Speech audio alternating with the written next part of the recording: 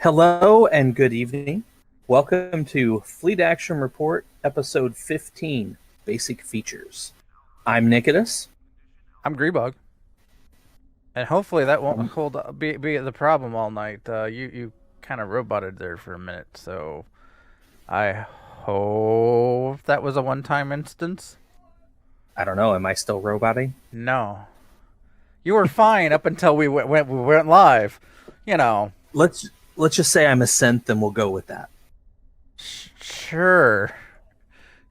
Don't That means worry, I we get won't to shoot murderize you. you. True enough. Um, so what have you been up to this last week? Let's see. I didn't kill any players in D&D again. I don't know. My weeks all blur together anymore. I worked on a thing for the show. If people didn't notice, um, I've found some royalty free. Someone put out there for everyone to use, and very nicely, very gracious of the person to create a star field that we can use. And I created a new, starting soon screen for us. I plan on updating more of our layout, like the bar across the top, the box around Nikodas's screen. I like to get to the L cars setup, which, for those that don't know, that is the library system, pad type system that is used in Star Trek. It's what you see on all the consoles as characters are, flying the ship or typing away or whatever. Yeah. I thought it might be nice to have kind of maybe integrate some of the Star Trek look and feel into our overlay. But that's what I've been working on, and making Um, maps for players to use once. well, I survived D&D this week, and that's really my only accomplishment. This week's been fairly uneventful for me, which is not necessarily a bad thing. It means I have had more time to play games. I guess I did do one other thing. I pulled the air conditioner out of the window. Ooh, that's fun. Yeah, that beast of a thing. Anyway, As we mentioned a couple shows ago, we have hit the point on Twitch where we can accept your subscriptions if you choose to give us one. We do get a kickback from that for subs. We plan on using that to enhance our show. We might eventually get to the point where we're buying in-game items. That way we can highlight new ships that have come out or new gear, stuff like that. So, I mean, we're not expecting to get rich or anything, but we'd appreciate it if you choose to give us a subscription. And it should be noted that if you have Amazon Prime, you have one free subscription per month that you can give out. The only caveat to that is it does not refresh automatically. So if you wish to continue to give us that, you would have to visit the page or watch a stream and actively click it every month. Now that that is out of the way, we have some big news that I would like to share with our viewers. We have been invited to another podcast. So this coming Thursday, October 22nd, we are going to be guests on Working Class Nerds. yay! I believe that's 8:30. I don't know that they're live, so I think they pre-record. I'll get I'll.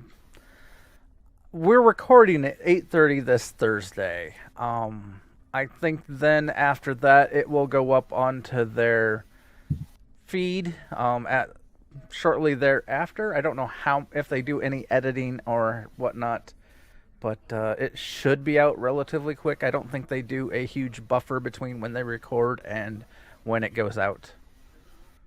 So, yes. Still big news. I mean, we apparently made a big enough impression on people that another podcast decided to feature us. I consider that like fantastic news. It does help that they are also AIE, so, you know. Well, that's true, but still. Definitely check them out. They are. I've listened to a few of their episodes. If you wanna hear nerds talking about nerd stuff, then that's definitely your podcast. Because yeah, of They're course good you know people. we're nerds talking about nerd stuff too. So So we fit right in. It should be fun stuff. So yeah, check them out, especially after this Thursday. You might hear some familiar voices. All right, so this week in STO, um, the big news is that Star Trek Online has entered the Epic Games Store. So now, in addition to uh, Steam, which is what I play on, and the Arc launcher itself, there is a third option to download, install, and play STO, and that is on the Epic Games Store. Kind of big news there. I don't know if there's any special reward for playing through the Epic Store. I know when they went to Steam, they offered some special Steam items. And then when people connected the Arc account, yeah, they've done things before. I haven't honestly checked. I didn't see any note that there was I don't know. special item. I don't know of anything free. I do know there is an Epic Game like starter pack that you can purchase. I believe it's 2,000 Zen or $20. I'm not sure what all is in there. That's really bad. I should have been more prepared for that. I apologize, viewers. But there's an Epic Games starter pack. So sorry, I don't know more. Well, it should also be here in game for us to view, right? The Epic Games starter pack. I don't know. I don't see. I see Klingon fed. I think you have to Romulan. get it. I think you have to get it from the Epic Games Store, and then it will pop up in your tabs here, which I believe it comes in the starter pack tab. Yeah. Okay. Anyway, the Widening Gyre event is still going on. So, for those that haven't started, unfortunately, you now have not.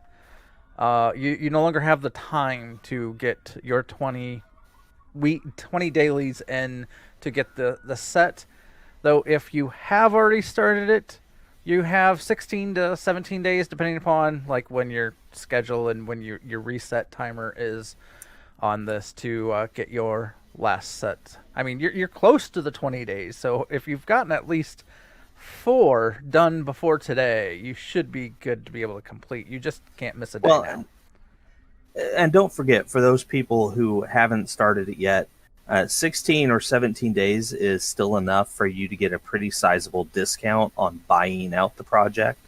So if you have some Zen sitting around or you're willing to drop a few bucks in there, you could still complete the event and get the reward by doing the daily events to give yourself a discount. I believe the full price was 6,000 Zen or $60. But you know, the more you do, the lower that price comes. I think with 17, you should be able to get it down to under $20 or 2,000 Zen. And if you need a space set, this would probably be the best way to get a starter ship if you don't have any sets for your space, your ships yet. Great way to get a full set for space gear, because like warp core, singularity core, deflector, engines, shield array. Yeah. And it should be reclaimable across all characters. Yep. The interesting thing about this set, at least interesting to me, is while they have released some of the stats on the item, they have not released everything. There's still a lot of details about the individual items that we don't know.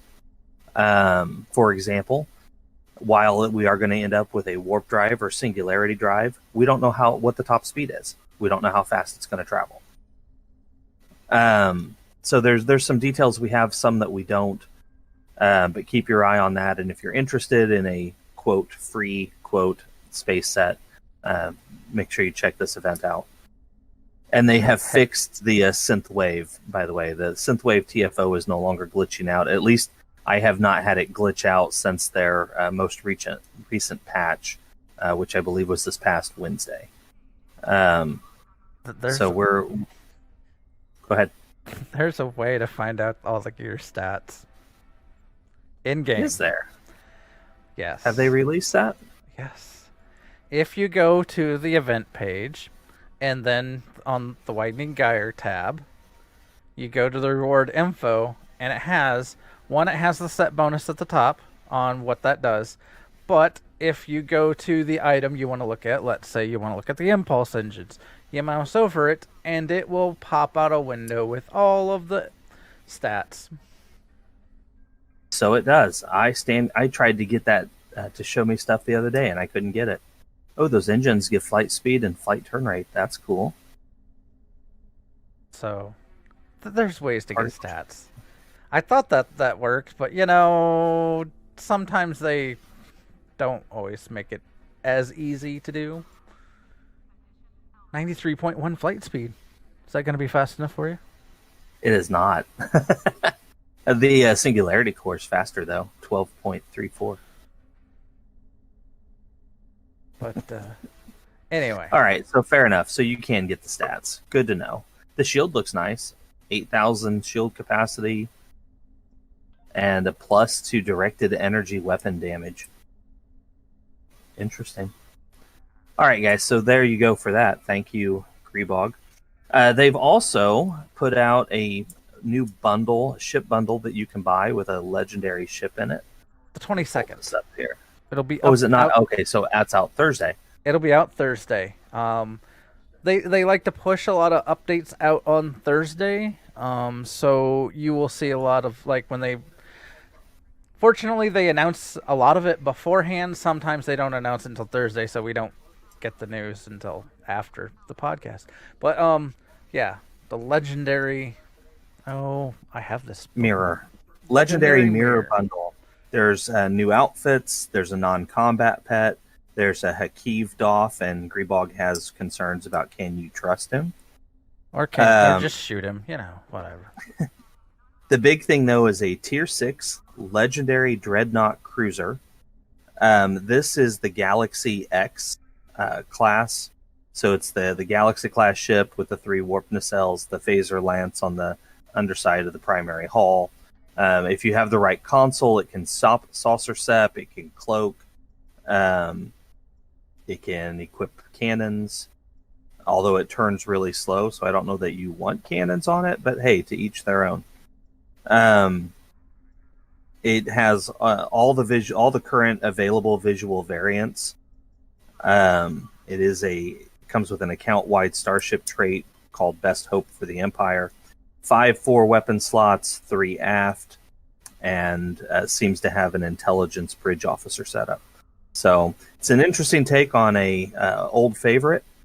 This would be a copy of the Dreadnought that you see in some of the TFOs involving the Mirror Universe. So kind of fun stuff. Should be a fun ship to fly. Oh, it is going to cost 6,000 Zen. Although typically when they launch a new set like this, it comes with a pretty hefty discount right off the bat. So look forward to that, maybe. They haven't announced the discount, but they don't normally announce that discount until they push it live. So just keep your eyes out. And something to note, it does have technically 2 starship traits. One of the starship traits, I think, is similar to one from another ship. So if you already had it, it's not a big deal, like at the Mastery Tier 5.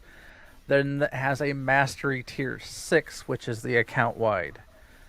Kind of similar to how they the Jem'Hadar ships have a Mastery Tier 6 to unlock that ship account-wide. So that's interesting that it gets 2 starship traits. And for those that were looking, I had up the more recent of the Dreadnoughts.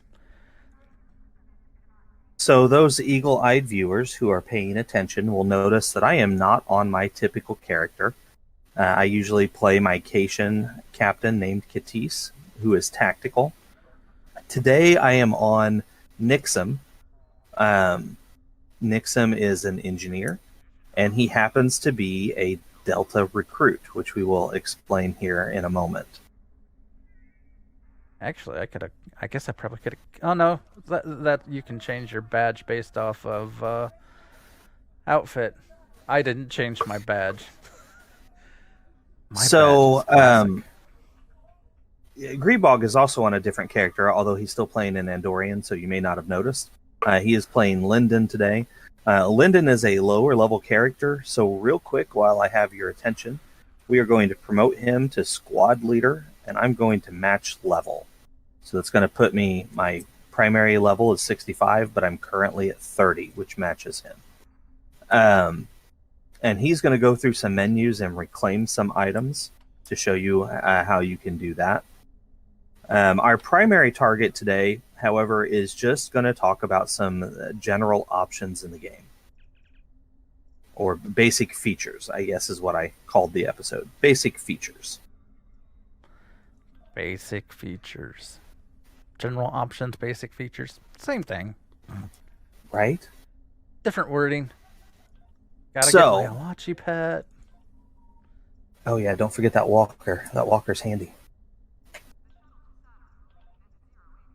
There's actually a couple different reclaim menus in the game. You can go to the event tab. There's a reclaim rewards button down at the bottom. You can also go into the Dilithium store. There's a reclaim tab there as well. And then in the Z store, there's legendary unlocks, which tend to be a reclaim tab, and a promotions tab, which tends to be reclaim.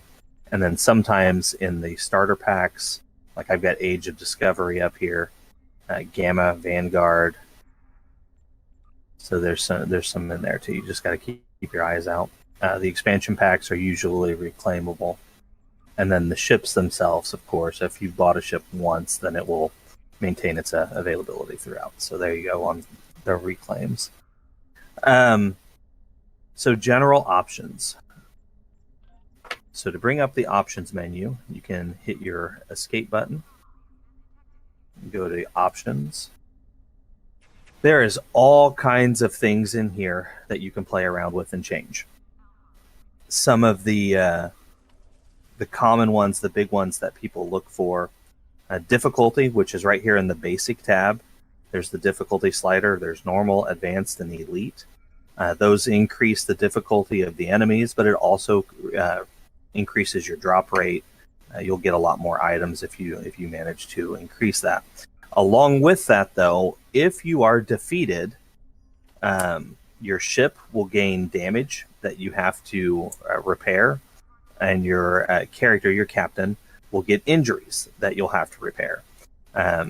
You can do those for free if you come to Space Dock for the ship, or if you go to the medical bay, either on your ship or here at Space Dock as well.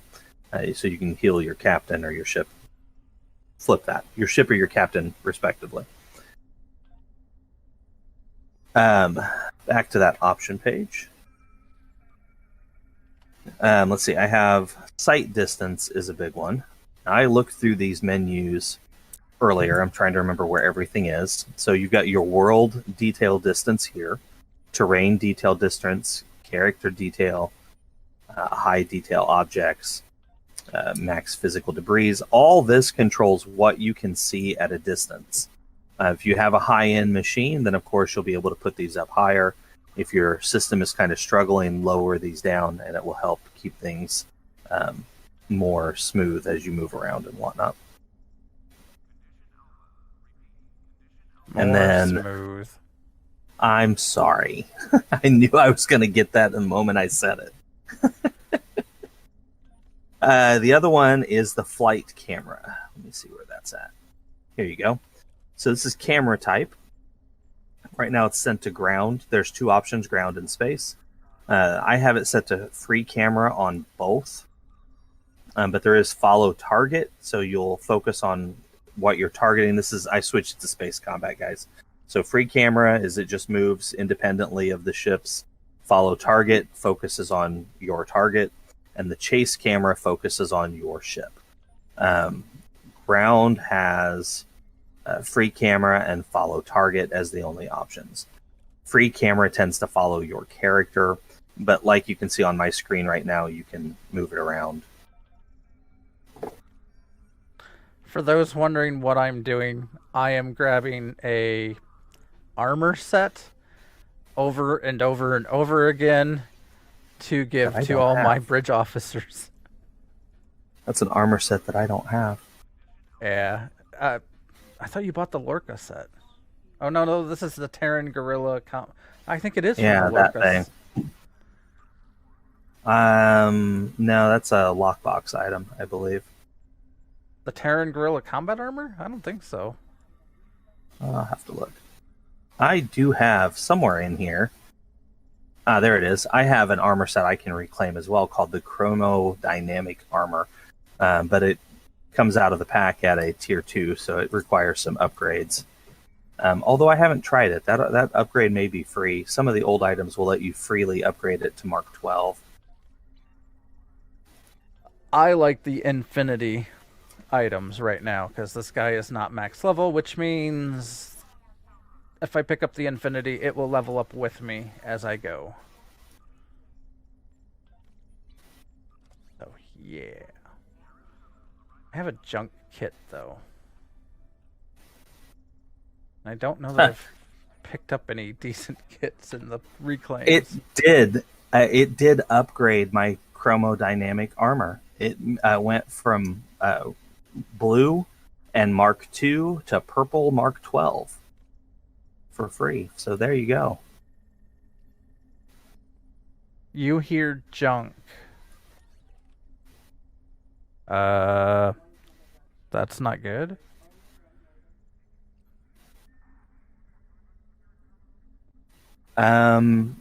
Junk?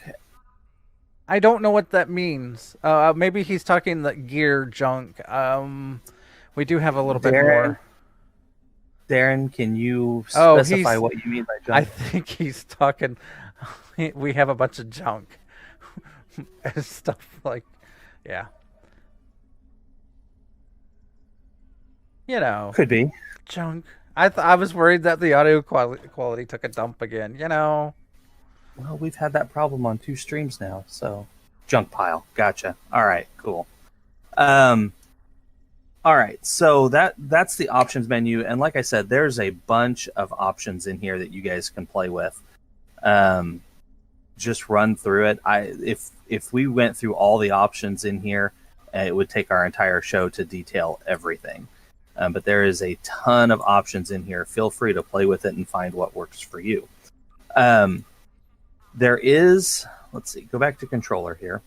There is support in the game for gamepads and joysticks if you choose to play that way. I don't. I use a mouse and keyboard. I know players who are on like console don't have that option. They have to play on the controllers. But quite frankly, I don't know how that works, so I have never played with it. But there is support here if you choose to play that way, so keep that in mind going forward. And then the big thing I wanted to talk about was keybinds.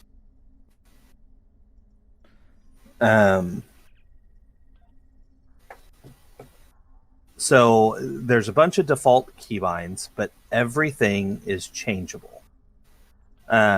With ground combat, for the most part, what you see on my screen right now is the default settings. I really don't change this too much. The only thing I change is all the way down here with my skills. Skill 1, 2, and 3, which are these spots down at the bottom of my screen, the beam, my basic attack, my secondary attack, and my melee attack. And I pretty much set those to my mouse buttons, 5, 4, and the middle click. But really, that's the only thing I change as far as ground combat goes. With space combat, I change quite a bit more. So let me switch to space, and I'll run through this here. So I changed my throttle control to my mouse scroll wheel. I changed my zoom out. Zoom in, zoom out is typically on the mouse scroll. I just added the shift in there. Full impulse is a middle click. And then the pilot ship maneuver, which is my barrel roll, is a middle press. You can also set that to any mouse button you want. You can do double click, drag. There's a bunch of things in there you can do. And then down here for fire all phasers, I put on mouse button 5, fire all torpedoes, mouse button 4. Now, I do know some people that just use fire all weapons, and they usually set it to spacebar. My spacebar I used for distribute shields. That way my left hand, which is controlling my movement with the WSAD keys, WSAD, also has my thumb resting on that shield button. So anytime I need to redistribute shield energy, if I have a shield facing that's being depleted, I can sit here and click that button, and that does all my shields. So you can customize quite a bit of stuff in here. Again, you can get down here to your skills. A lot of this I still left as default, but if you choose to change it, this is where you would go to. I imagine, again, I don't use the joystick or gamepad in here, but I imagine if you did, this is where you would want to come to customize your key layout. Anything you want to put into that, Grebog? I also use the space bar for my distribute all shields, because that's a handy thing to have, I've learned. But other than that, I mean, I think you've covered quite well what. Yeah, I think that pretty much covers the keybinds. I mean, the keybinds are labeled quite well, so I mean, you can set them up to anything you need or want. If you find something that's better for you, then great, go that way. You have a lot of options here. So the next thing I wanted to discuss was the heads-up display, your HUD. The options for the HUD are right here. Again, there's a tab that has all the stuff in here you can do, from like show fleet life names or enemy non-player characters, friendly non-player characters. All that stuff is right here, and I've got it all set to mouse over for the most part. But if you hit your F12 key, your screen will highlight in green everything that is movable. And as you can see here, there's a lot that is movable. From where your characters are, your PvP missions, PvE mission tracker, your endeavors, a powers tray. The only thing that can't be moved is your chat box, and we'll get to that in a minute. But everything else is pretty much customizable. It can be. It's not highlighted green, but that doesn't necessarily mean anything. For the most part, this is a pretty standard layout. So the basic layout for the game is pretty standard. You're going to see the same sort of thing across most MMOs. But on most MMOs, you don't have this customability without add-ons or outside third-party programs and that sort of stuff. With STO, they built it right in. Me personally, this layout is what I'm used to, so I really don't change it a whole lot. On some of the ships, if you're in space, there's an extra section down on the lower right, and that's about the only one that I really play with. I will usually put that in different locations, whatever I think is easiest to keep an eye on. It might be fighters. It might be the little fighter window if you're flying on a ship that has fighters. Or like with the Jem'Hadar, it's the wingman. So it's kind of a floating box. It changes depending on what ship you're at. But for the most part, that's really the only thing I change. But I wanted to highlight that you can totally rearrange your window if you want. There is a second way to get into the rearrange HUD other than F12. If you can't remember F12, you can hit escape, and on the menu is rearrange HUD, and that will get you into all of that. So I'm the person that can't remember F12, which is why I remember escape.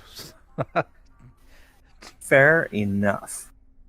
Okay, the other thing I wanted to mention, I'm going to beam up to my ship here, Grebog, to show him this. And then I'll beam back down so we can show him the other thing with the recruiting. Okay.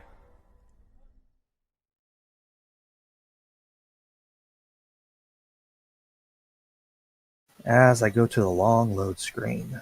Unfortunately, it's the Sol system, which is probably the busiest hub in the game. So it can be a little challenging to see things on there. Okay, so what I wanted to show you is this window right here, the bottom center of my map. All of my weapons, if you highlight them, it shows you the firing arcs. So not only can you read about the 90-degree firing arc, you can physically see it. But you'll notice that all these weapons are highlighted in green. And the reason that is because I've got them all set to auto fire.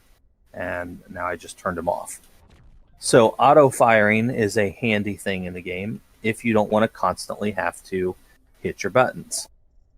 You can just right click all these, get that green highlight going around them, and there you go. Now you can do that on the ground map as well. I don't like it as much on the ground. I kind of prefer to have the interaction. But in space, I tend to focus more on maneuvering and not so much on firing the weapons.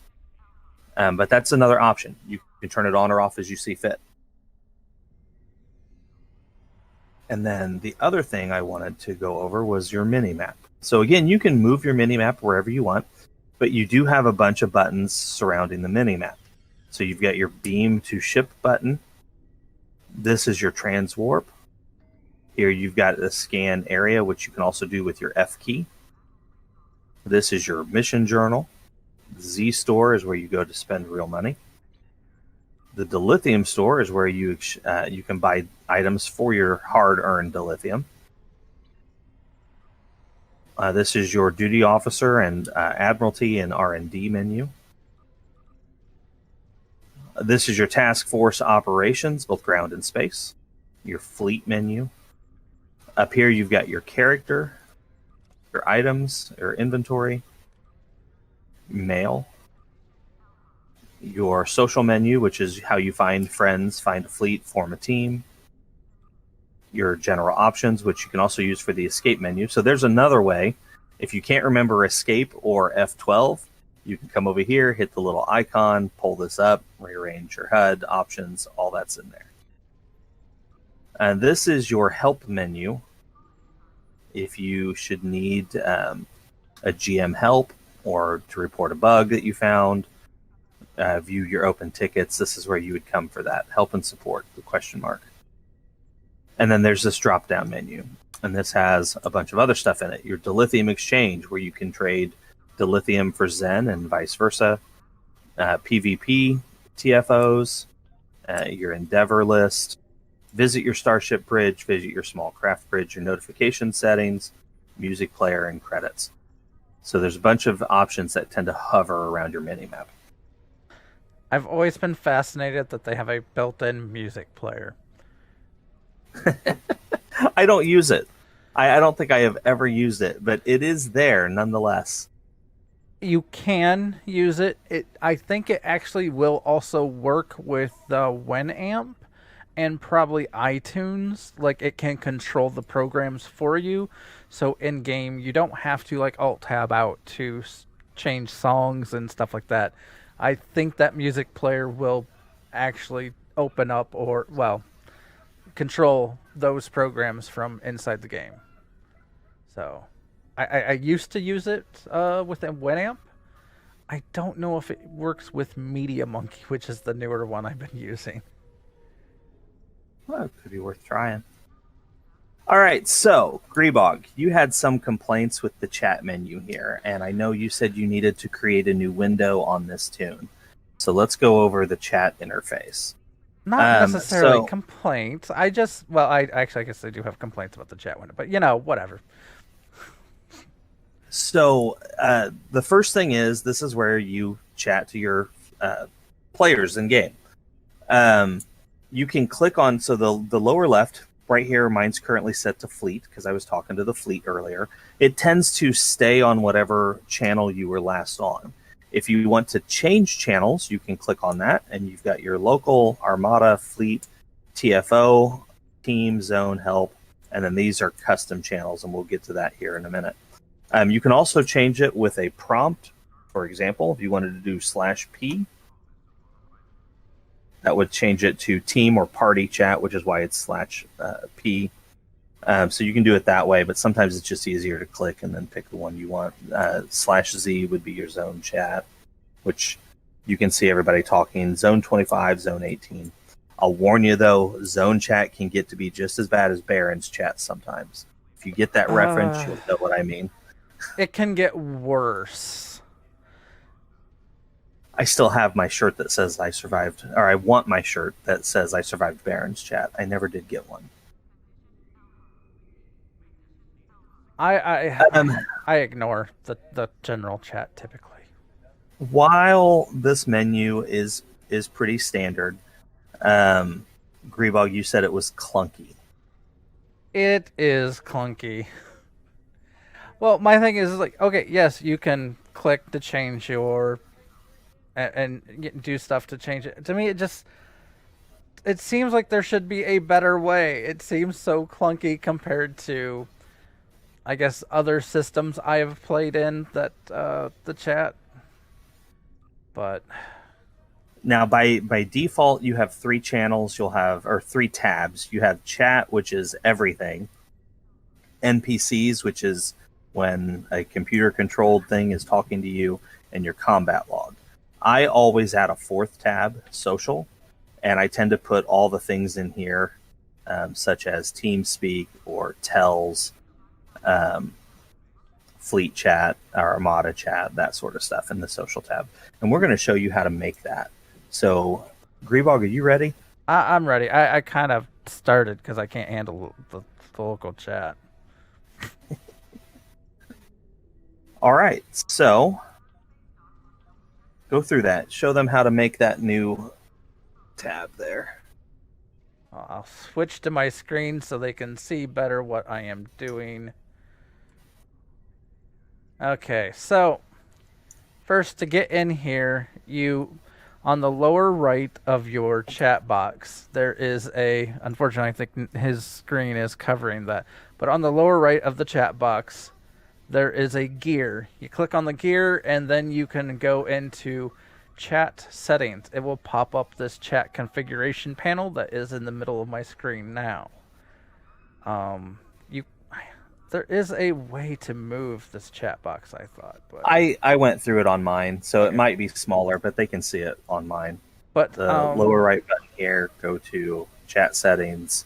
There's the window. Once you're in here, you can create tabs or channel. Like you can go into even channels and stuff.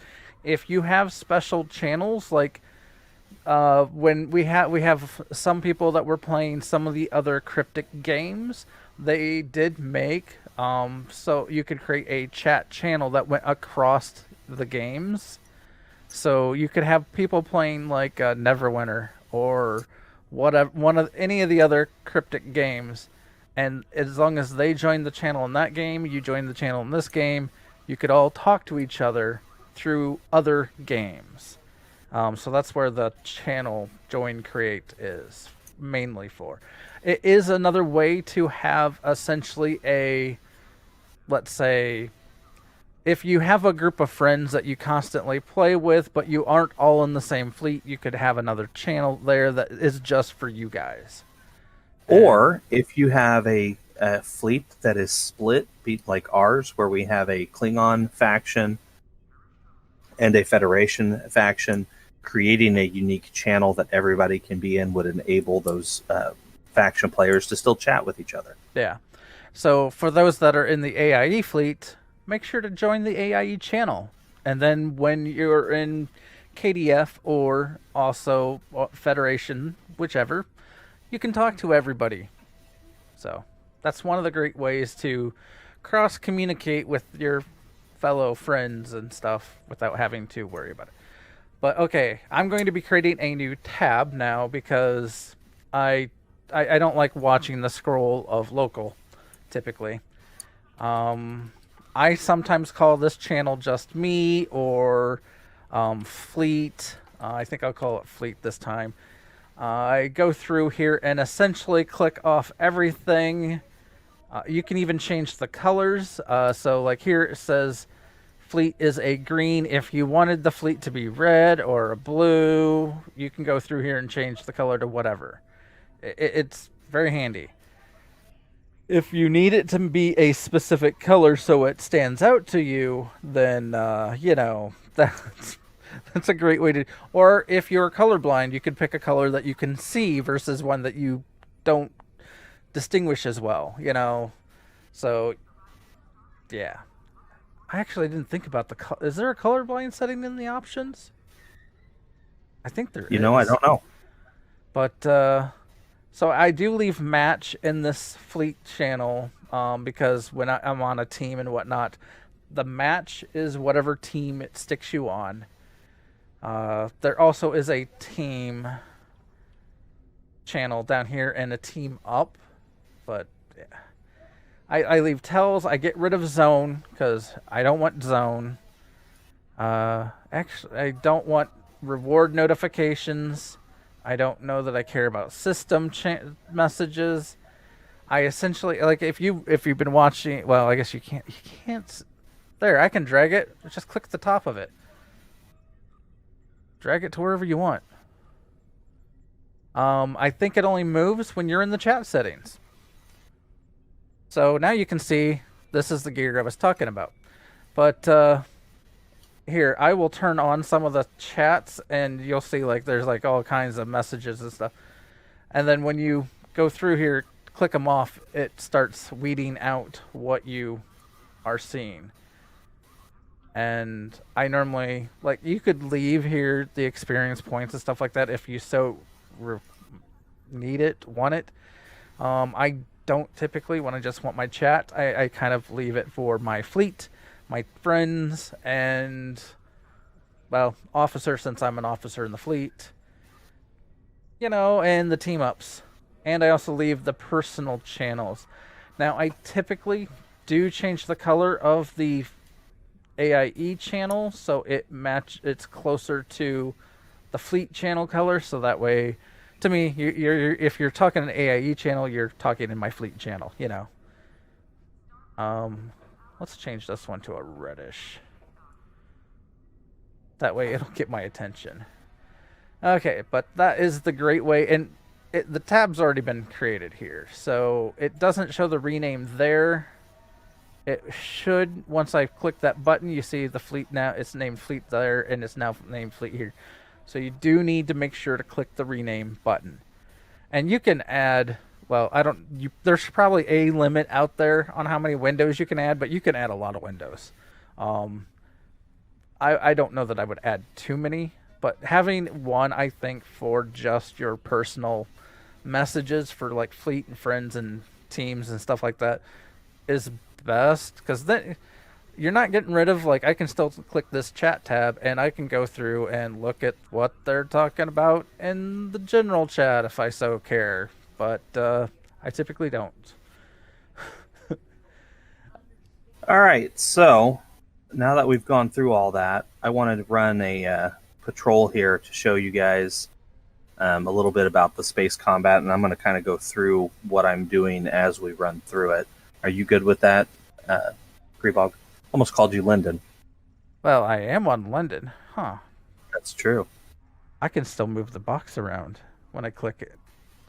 Is there a way that you lock and unlock that? For what? For what? The chat window. I can still drag it all over the screen if I want. There's got to be a way to lock it. Let me see here. Chat settings. Chat options. Because mine is... I didn't move mine. There's got to be a way to lock it, because... Let's see. If you want to show dates and times, yeah, this is where you turn that on. I typically leave time on, dates off. Oh, we forgot to mention, there is an in-game voice chat. We don't use it. Obviously, we stick to using Discord. But there is an in-game voice chat. A lot of times if you join a TFO with random players, you can talk to them in there if you turn on those options. And that's, again, going to be up here in that options menu. Voice chat right there. You can set it all up. I have only used that a handful of times. I mean, it's not terrible. It works okay. But I much prefer Discord, or back in the day we used TeamSpeak. Even though I've been known to use Skype occasionally. But Discord is our option of choice right now, and it works pretty well. So we're going to stick with that. But there is an option in here if you want to talk to random people as you're doing TFOs or whatever. All right, so let's queue up for this. I don't know where that option is. I might have to look that one up. Apparently, I don't have it locked, and you do. All right, put it off to the side so it won't bother you, and I'm going to... Oh, you're going to have to queue up for this yourself. Remember how that works? Patrols. We're going to patrols here. I'm going to do Argala, the wanted Argala. Argala. Find it in the list. There it is. Unfortunately, I was going to do a ground combat as well, but unfortunately, I'm not sure we're going to have enough time for that. But we can play around with some stuff here in space. I am beaming or transwarping, however you want to look at it now. I'm going to move up and start engaging. So, my first attack, I've got everything keyed up to auto fire, but my first attack typically still has to be triggered. But from then on, it's going to pretty much launch everything on its own. I need to change some. Well, you are on a character that you don't play a whole lot. Or as much. Let's see. Where is... Oop. I'm doing too many things at once. For a lot of my abilities, I just tend to reach down here and click on them. Obviously, that's a slower way of doing it. You don't have to do that. You can use shortcut keys. A lot of them default to Control or Alt plus a certain number. And if you have a keyboard that has hotkeys on it, like I do, you can use those as well, which I just did to activate my abilities there in preparation of this next combat. How you play is up to you. As with everything else in STO, there is a lot of customization that comes along with that. Ooh, that's a lot of enemy ships. Oh, let's call some Delta Here, ships. I'll help you. I will do Team Fortress, because I have it. Why, thank you. Again, as you're seeing, I'm activating a lot of my abilities manually. And for those wondering, I am flying a Defiant-style ship. You know.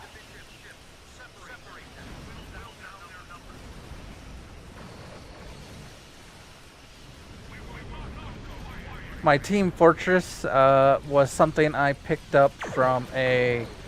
They did a Steam Runner pack from the Steam... It was a Steam starter kit, essentially. And it came with both a... At the time, I think it was the T5 Steam Runner and basically a starter Steam Runner version as well. So that way, as soon as you got out of the basic startups, you could hop into a better, different ship if you so desired. Well, yeah, but now all you need is a tier 6. Yeah, I know. Now you could hop into the T6, well, I guess the T5 Steam Runner and go. That is, though, why this guy is in the Defiant, or at least this version. I guess I'm used to clicking need from doing battle or TFOs.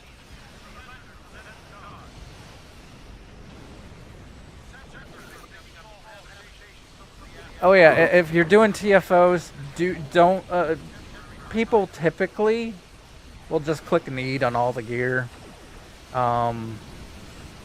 So if you want something, you need to click need. Don't expect to get any rewards other than the white stuff from loot boxes and stuff in a TFO unless You click need. Then you. So we went over this. I'm sorry. Go ahead. I was like, then you still may not get it, but you know. Some of the abilities here that you see me using. Tactical Team 1, which is like really good at rebalancing your shields. We mentioned using the spacebar key to do that, but Tactical Team 1 makes it a lot faster. A bunch of these are heals, and then my bottom line here is my consoles and special abilities. And that's just the way I keep it organized.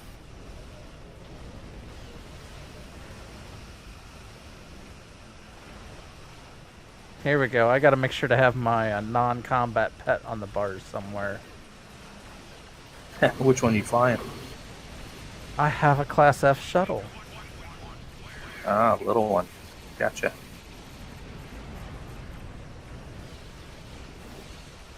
That was a mistake on whatever I just clicked was not what I wanted to do. This is going much slower than it did on our other characters, by the way. Hey, I'm blowing them up as fast as I can. Me too. I don't think it's fast enough. Oh, I did not upgrade. I should have taken this to a shipyard real quick and upgraded it to the experimental thing. I did not do that. I guess I could have done that to my ship too, but I don't know that it would get me anything because I'm not max level. True enough.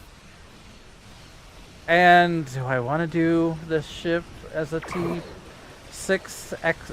Yeah, T6X now. They didn't go with you. It's T6X.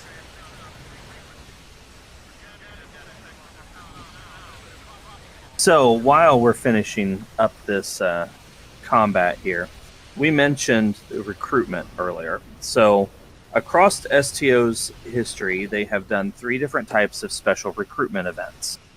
They've done Gamma, Delta, and Temporal. The character I'm on is actually a Delta recruit.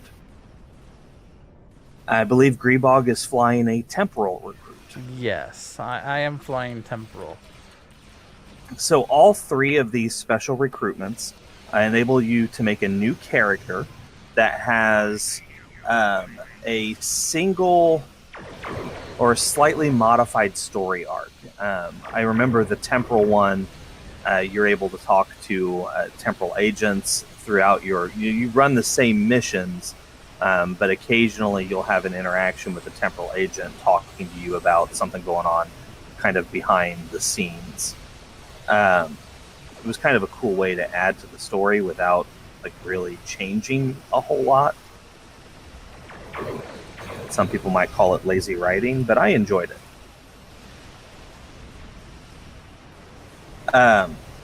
The different recruits, they run similar, but all 3 of them are separate, so you can get the benefits of all 3.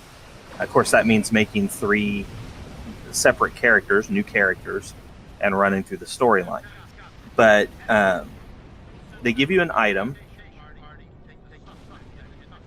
Each one has its own version of the same item that brings up a little menu that shows you the requirements needed to hit the various claims, and then you get a box of goods when you get that. This box, for example, if you get to level 50, you earn this box.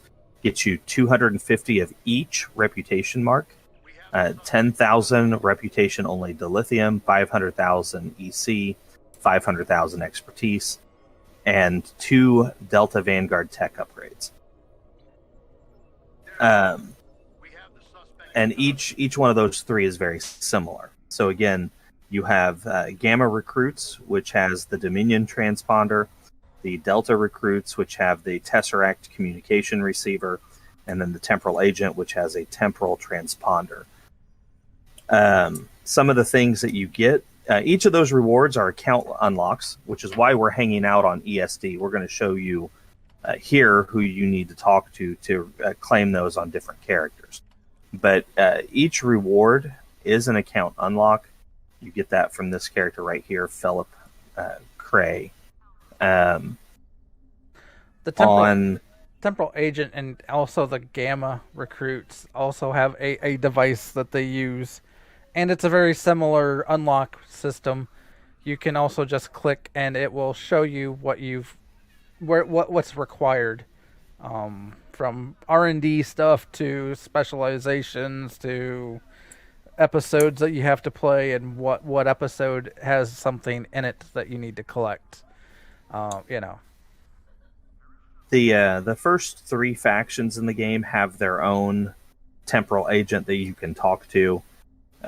Philip Cray is here on ESD for the Federation or Federation aligned characters. Commander Quan, I guess, is in the First City for the Klingons and the Klingon aligned. And then Sub-Commander Kale is on the Romulan flotilla for Romulan characters. The Dominion characters did not get their own, but seeing as how you have to pick a faction when you play a Dominion character, you can use one of the faction agents to make the claims. Why Romulans got their own when they also have to pick a faction, I'm not really sure. But they did, so it gives you another option. They were one of the early ones in the recruit system. That would be my guess on why. True, I guess. Recruits get boosted experience. They gain gearboxes every 10 levels. They can earn some special starship traits, and occasionally they'll get a boost for reputation and some other random bonuses depending on what Cryptic decides to give them for that run. Now, they have not ran any of these recruitment events for quite a while. I think the last one was in early 2019. So hopefully we'll be getting one before too long, and who knows, maybe we'll get another one. With them building up the Alliance, I mean, we got Alliance uniforms, we have an Alliance ship, which is actually the ship I've been flying tonight. I don't know, maybe we'll get an Alliance recruitment. That would be kind of cool. Well, and also sometimes they will bring back and allow you to create the recruits every so often. They don't do that very frequently, but I know even after they retired the Delta Recruit creation, they brought it back for a short time so you could create them again. So I would imagine every so often, just keep your eyes out, and if you see that they are bringing back one of the recruits that you can create, I would highly recommend making one of them, just because of the account-wide bone gear and unlocks and stuff. Yeah. Like, it should be noted that to get some of those rewards, it's not merely running through the missions. Typically, there are some hidden items that will be marked by a symbol, for the Delta recruits. It's a triangle. For the Gamma recruits, it kind of looks like the Dominion symbol. I forget what it is for the temporal agents. Do you know, Grebog? It's the looks like the temporal specialization one. It's a triangle as well, but skills. Oh, I can't pull that up. It's the gold triangle instead of the purple. Oh, with the yeah. I got it. Okay. The Delta one has that break on the bottom left of the triangle. And this one's actually a complete triangle with, I think, a blue center. I don't know. I'd have to. But yeah, it's another triangle. So you find those in the missions. You run up, you interact with it. Sometimes it might spawn an enemy. I know for the temporal, a lot of times it will spawn a Nakul agent, and you'll have to defeat them. And then there's a little story snippet, and then you'll finish the mission as normal. And each time you complete those, there's an associated reward box that comes along with it. And then as you complete the mission arc, there's another reward box that comes with it. And again, those rewards are account unlocked if you come talk to your temporal agent. Hopefully we helped you understand a little bit about the options in the game, maybe help you change some things if something's not quite working for you. If you want some suggestions on like what layouts we use or gear we use or what like bridge officer powers we use, shoot us an email or send us a comment on our Facebook page, and we'll happily answer those as best we can. Either we'll just reply to you, or we'll mention it in our next episode, or both. Or both. Let's see. Let's see if I can get this right, since I usually have you do it, Grebog. Our email is fleetactionreport@gmail.com. That is correct. It's Woohoo, it's right. shocking. I made that email so hard to remember. I know, right? I think I'm just getting old. Getting old? What's your definition of old, I guess, is the question. Where is that line? Because when we were kids, young kids, like if you talk to an 8-year-old, if you are 20 years old, you are old. You talk to that's true.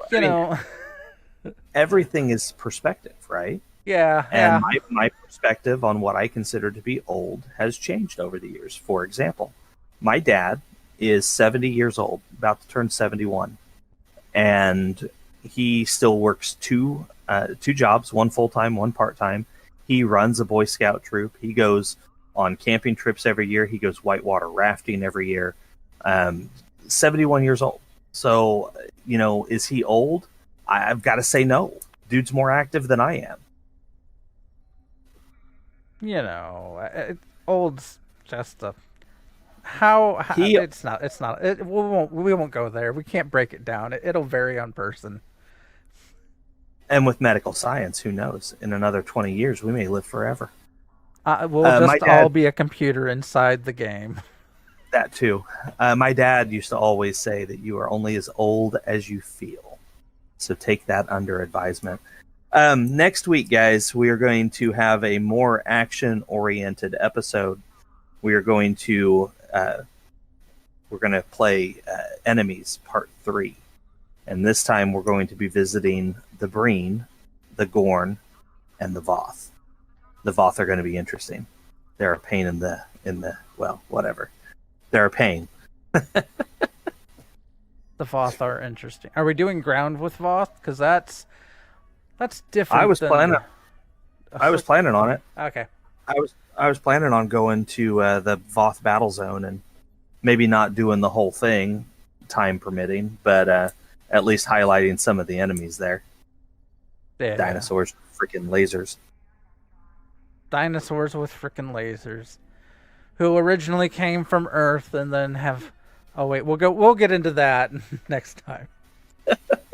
So again, Enemies Part 3, Voth, Breen, and Gorn, and we'll see if we can have a extra friend or two tag along with us for that one. Yeah. Well, as usual, guys, it is time to say goodbye. Don't worry, I won't sing. As always, I will leave you with the words of the immortal John Delancey as Q. See you out there. Live long and prosper.